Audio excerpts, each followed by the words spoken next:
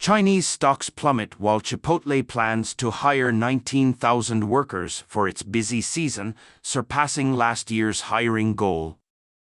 So for this episode of Indicators of the Week, where we always bring you the most fascinating numbers that really explain what's happening in the economy, we are going to look at the latest in what's happening with the world's top two economies. That's right, not just the U.S. economy, but also the Chinese economy. Together again.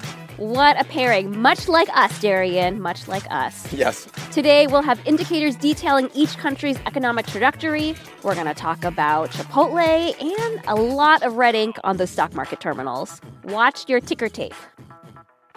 Darian, it is Indicators of the Week, our favorite time of the week, and you are going first. My indicator is a 20% drop. That's how much one of China's leading stock market indices has fallen over the last year. Chinese shares have essentially been steadily shrinking like a deflating balloon for 3 years straight. You know, they peaked in those heady times a year into the pandemic. Do you remember those years, Waylon? Oh, yeah. Was that the meme stock era? It was the meme stock era. And yeah, valuations all around the world were going up. But now Chinese publicly listed companies are way down. It's a sign of the loss in confidence in the economic management of the Chinese government. Oof. So if you're an investor, you probably stopped checking your portfolio every day a long time ago. It's just too demoralizing. Yeah, imagine being a stock market investor and thinking, okay, well, last year was bad, but this will be the year. 2022.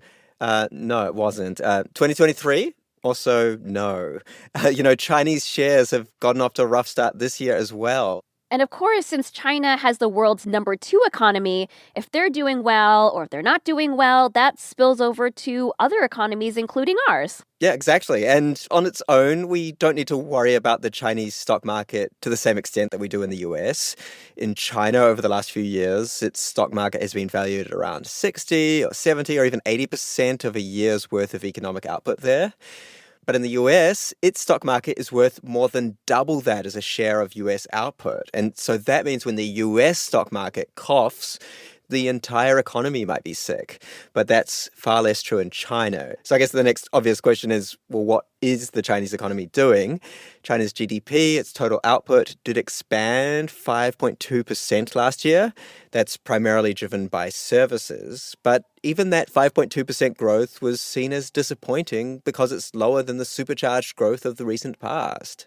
I love how 5.2% growth is considered disappointing. Yeah. It's all a matter of perspective, really, right? That would be a nice problem to have, huh? Yeah. But, we have talked on the show a lot about the background economic problems that are unfolding in China right now. We have youth unemployment, a property market that's really struggling. Yeah, that's the big one. And then there were all those consumer tech crackdowns for things like antitrust. Yeah, these are all bad for business optimism, both in China and for foreign investors into China. We'll link to those episodes in the show notes so people can listen. Oh, yes, a little weekend listening for everyone. So how would you characterize the government's response to all of this? So far this month, the Chinese government has made a reduction in the amount of reserves that banks have to hold. So this basically means that banks can now hold less cash, which means they can lend more and prop up the economy for now.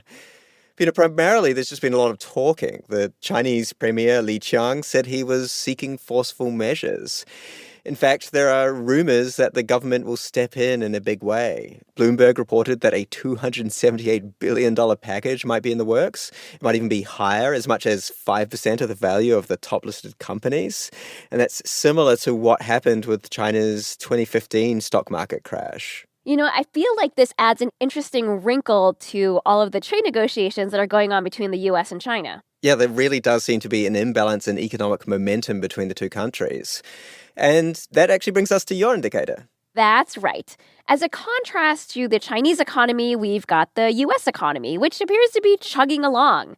Just this week, we got fresh GDP data showing that the economy grew over 3% annually in the last quarter of 2023. And given the US is already a high-income country, that 3% is actually much better news for the US economy.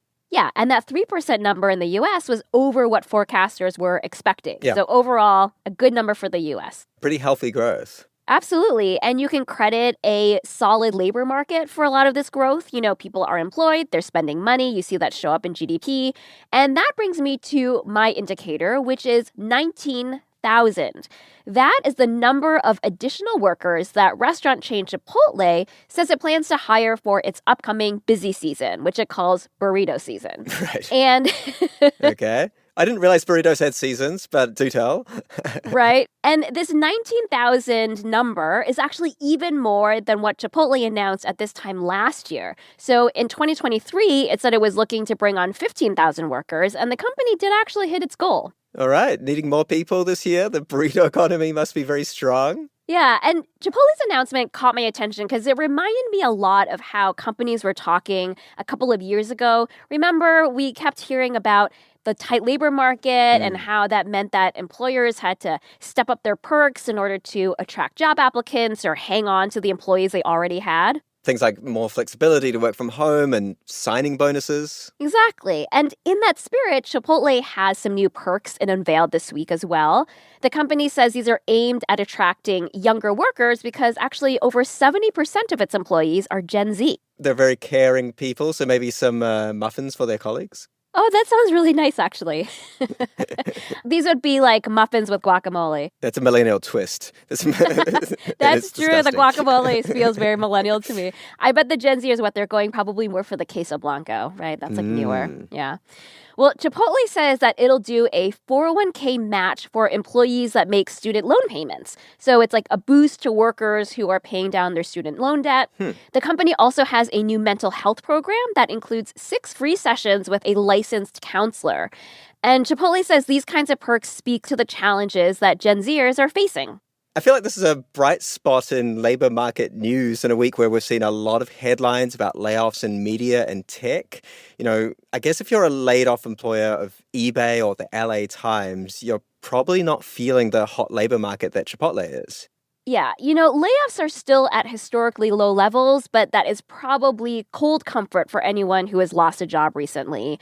It's also worth noting that January tends to be a heavy month for layoffs. It's right after the holidays when a lot of companies have staffed up to meet seasonal demand and now they're adjusting again.